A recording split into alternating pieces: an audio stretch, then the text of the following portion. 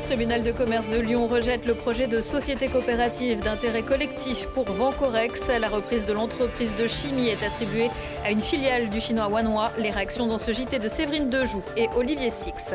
On regarde la situation sociale du quartier. Parents d'élèves et personnels des établissements scolaires de la Villeneuve demandent les mêmes moyens que les écoles et collèges classés en éducation prioritaire. Et puis plus de 90 manèges et stands sur la grande esplanade de Grenoble pour 3 semaines de foire des rameaux à partir de samedi. Un véritable village dans la ville avec 1400 personnes installées sur place. Bonsoir à toutes et à tous, bienvenue dans ce JT du jeudi 10 avril 2025, du lundi au vendredi à partir de 18h, l'essentiel de l'actualité du Grand Grenoble. C'était devenu l'un des symboles de la perte ou non de souveraineté industrielle ces derniers mois. L'info de la journée, c'est bien sûr la décision du tribunal de commerce de Lyon qui a finalement choisi le projet de reprise de Vancorex par Borsochem, filiale hongroise du groupe chimique chinois Wanhua. Une offre qui ne prévoit la reprise que d'un seul atelier, 54 personnes, alors que 450 travaillaient dans l'entreprise au moment de l'annonce du redressement judiciaire en septembre dernier. Cet après-midi, les porteurs du projet de société coopérative, syndicalistes, entrepreneurs et représentants de collectivités ont réagi devant l'entrée de la plateforme chimique. C'est pas normal, 110 ans, une entreprise qui a 110 ans, on ne doit pas fermer comme ça. Et ben voilà, le coup près est tombé, on est tous virés. 54 personnes, c'est quoi? C'est rien. C'est rien, sur 464, c'est que dalle. Merci au gouvernement, merci à M. Macron, merci à tous ces ministres. De merde, je dis bien de merde. C'est pas normal qu'une usine ferme. Désolé. Il n'y a pas que l'usine, il y a ma commune, il y a toutes les communes aux alentours, il y a un impact dessus. Il y a certains magasins qui vont fermer, c'est horrible, c'est horrible. Le gouvernement ne se rend pas compte de ça.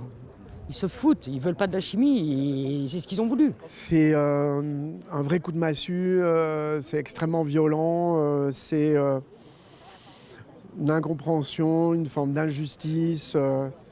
Et puis pour moi, un véritable gâchis en fait, parce qu'on avait trouvé un modèle. Donc on nous a quand même bien enfumé depuis des mois en fait sur la réalité de la situation financière. On nous parlait de 300 millions, puis finalement on finit à 120. Et 120, un industriel indien en met 45. La région a dit qu'elle était OK pour l'investissement. Et puis vous avez des banques qui suivaient et l'État avait dit du 1 pour 1. Donc l'affaire était faite. Pour moi, il y a un sujet, je le dis, il y en a qui auront à rendre des comptes sérieusement sur tout ça, sur cette séquence. C'est 8 mois. On va revenir dans ce sujet, avec ce sujet bien sûr, dans quelques minutes avec mes invités. À la Villeneuve de Grenoble, ce sont des personnels éducatifs de plusieurs écoles et collèges du quartier qui se sont réunis ce matin pour demander plus de moyens. Ils estiment que pour ces établissements qui ne sont pas classés en éducation prioritaire, malgré une misère sociale grandissante, le compte n'y est pas, surtout en matière d'inclusion scolaire, alors que la loi fête cette année ses 20 ans.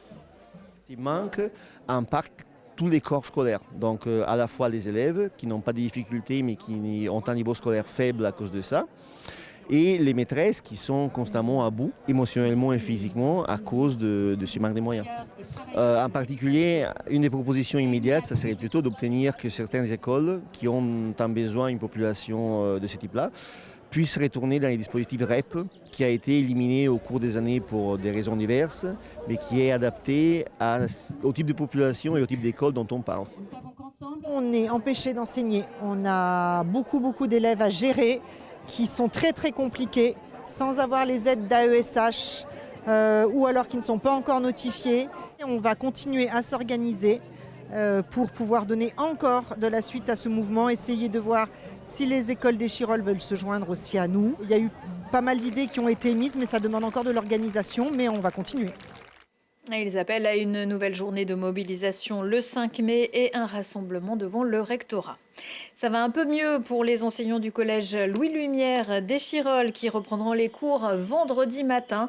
Après 4 semaines de grève, les 25 grévistes ont décidé de suspendre leur mouvement et d'accepter l'enquête administrative qui leur a été proposée à l'issue de leur rendez-vous avec la direction des services départementaux de l'éducation nationale. Les profs et personnels dénoncent depuis l'arrivée d'un nouveau chef d'établissement il y a 2 ans, un management toxique et autoritaire qui engendre de la souffrance au travail. Une pomme d'amour et ça repart à partir de samedi. Vous pouvez aller vous changer les idées à la 89e foire des rameaux à Grenoble. Ne vous étonnez donc pas d'entendre dans l'après-midi des sons de boulets de canon. Les inspections ont presque toutes été faites pour permettre d'accueillir dans les meilleures conditions les plus de 400 000 visiteurs qui devraient se presser dans les allées jusqu'au 4 mai. Des aménagements horaires ont aussi été prévus pour les riverains. Pas plus de 1h du matin les vendredis et samedis. L'objectif, c'est que ça soit aussi réussi que possible, qu'on ait autant de visiteurs que possible, que tout puisse se passer dans les meilleures conditions, dans un climat serein avec les riverains, dans un climat serein avec les différentes autorités de l'État et les différentes collectivités locales. Tout a été bien préparé pour ça. Logiquement, donc, ça devrait se passer le mieux possible, même si, bien entendu, nous invitons tous les clients de la foire à bien vouloir se rendre sur place à vélo ou en transport en commun pour éviter les effets de congestion et les difficultés liées au stationnement dans le quartier. Nous devrions avoir une météo assez clémente, ça tombe pendant les vacances scolaires et donc les familles pourront profiter à plein de la foire des rameaux. C'est notre première foire de l'année pour beaucoup, donc on fignole un petit peu, on a quelques-uns qui ont mis quelques nouveautés, donc on les ajuste. On y sera encore jusqu'à samedi matin avant l'ouverture, on sera encore sur nos stands je pense. Comme elle est vachement en avance la foire, cette année on a quand même 2 semaines de vacances complètes en fin de foire. Et avancer donc dans le temps, donc le beau temps devrait être de la partie, on a le 1er mai, normalement ça devrait être un bon cru. Donc on espère que le public sera présent et nombreux. En raison de la foire, l'arrêt de tram Annie Fratellini est fermé jusqu'au 15 mai. Les travaux de réaménagement de l'esplanade débuteront dans la foulée. La claque. Ce jeudi matin, le tribunal de commerce de Lyon a donc fermé la porte au projet de reprise de Vencorex en société coopérative d'intérêt collectif et préféré l'offre du chinois Wanhua. On en parle avec 2 personnes qui étaient engagées dans ce projet de SKIC. Séverine Dejoux, bonsoir. Bonsoir. Et vous êtes représentante CGT de Vencorex. À vos côtés, Olivier Six, bonsoir. Bonsoir. Vous êtes vous le patron de CIC Orio, une entreprise basée à Champs-sur-Drac, spécialisée dans l'ingénierie et la réalisation d'installations mécaniques. Après l'audience la semaine dernière, est-ce que vous étiez plutôt confiant ? Écoutez, on avait un projet qui nous semblait extrêmement solide. On était plutôt confiant parce qu'on avait exposé tout ça auprès du tribunal. Maintenant, on savait qu'en face, on avait une offre qui était financée et ferme. Nous, on demandait un délai, quelques semaines. Donc, évidemment, on était dans l'attente de ce jugement. Le tribunal a donc estimé que l'offre de SKIC n'était pas solide, qu'il n'y avait pas d'engagement financier signé. Il vous a manqué du temps. Oui, il nous a manqué quelques heures. Et ce soir, le sentiment, c'est un véritable sentiment de gâchis. Parce qu'on a là l'exemple concret d'un projet parfait. C'est-à-dire qu'on avait de quoi reconstruire une entreprise dynamique, innovante, sur un marché porteur qui est celui des isocyanates. C'est pour ça d'ailleurs que les Chinois sont intéressés par ce marché. On avait de quoi sauver toute la chaîne sel, chlore et isocyanate de cette plateforme, voir si c'est une véritable pépite. On amène du sel par un tuyau, on prend de l'électricité dans les barrages et on en fait du chlore et derrière on en fait des produits chimiques. Donc il y avait tout ce qu'il fallait au niveau du projet pour que ça marche. On avait des financements, on avait trouvé les 120 millions d'euros nécessaires. Il nous fallait 20 millions à très court terme. 20 millions, c'est à peine ce que l'État va payer pour les indemnités de licenciement. On a eu cette semaine l'apport d'un industriel indien qui nous a fait confiance.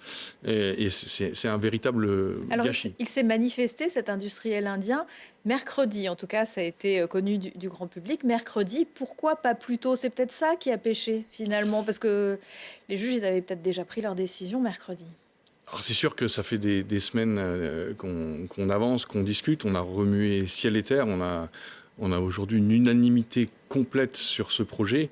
Et effectivement, il a fallu quelques temps pour qu'on arrive à trouver ces financements. Effectivement, c'est arrivé mercredi, ce qui est juste inadmissible, intolérable et dégoûtant. C'est qu'aujourd'hui, à quelques heures près, on a détruit une industrie, on a détruit des capacités, on a détruit la possibilité de construire un avenir industriel, on a détruit des centaines d'emplois dans le futur pour nos enfants.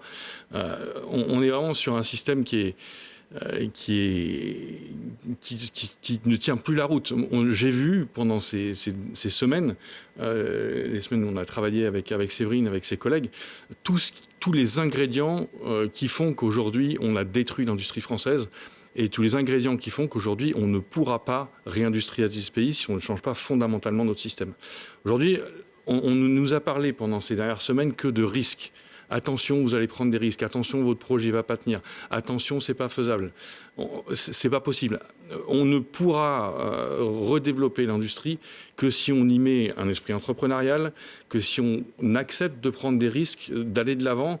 Et ce qu'on a vu, ce sont des intérêts individuels. Ce sont des gens qui ont une vision très court-termiste, qui regardent leur périmètre, qui ne veulent pas prendre de risques. Et clairement, on a vu tout ce qui pouvait aujourd'hui empêcher une industrie de se développer. Et on en est là aujourd'hui, c'est un énorme gâchis, un immense gâchis. Alors Séverine Dejoux, vous aviez pu convaincre Olivier Sixt, mais également de nombreuses collectivités, pas seulement celles directement concernées, les députés de tout le territoire, également qui avaient déjà fait des promesses, et puis des personnalités politiques qui se sont déplacées. C'est vrai que alors ça avait pris un peu une allure politique, finalement, ce combat, mais c'est vrai que ça laisse un peu pantois. C'était un dossier qui faisait l'unanimité, en fait. On a réussi à convaincre toutes ces personnes parce qu'en fait, le fond du dossier faisait l'unanimité.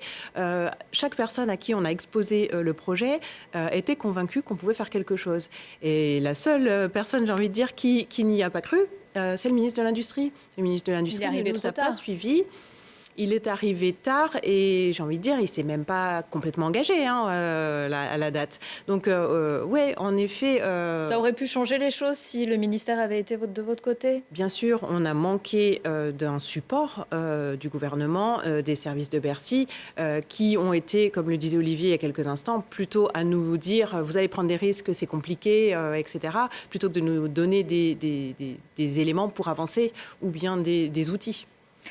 Finalement, cette proposition de SKIC, vous y croyez vraiment ou c'était pour dire on essaye tout, on se lâche ? Ah non, mais en fait, c'est plus qu'on y croyait. C'est que si on avait eu ces semaines, ces quelques semaines, mais on était sûr que ça allait marcher. Vous engagez pas à la légère. Vous êtes un entrepreneur mais qui moi, j'ai une entreprise, j'ai 200 personnes. Voilà. J'ai racheté déjà une dizaine d'entreprises dans ma vie. Je sais que ce projet, il est viable. Je sais qu'il est assis sur un marché qui est un marché de spécialité avec des clients européens qui ont besoin de ces produits. On parle quand même des produits qui vont sur les avions pour leur permettre de voler à moins 80 et d'atterrir à plus 80 dans le désert. Enfin, on est sur un véritable marché. C'est-à-dire qu'il faut arrêter de croire qu'on ne peut pas faire d'industrie en France. On a tout ce qu'il faut. On n'est pas en train de dire, là, on ferme une mine de charbon parce qu'il n'y a plus de clients. On est en train de dire, on est sur un marché porteur, un marché d'avenir.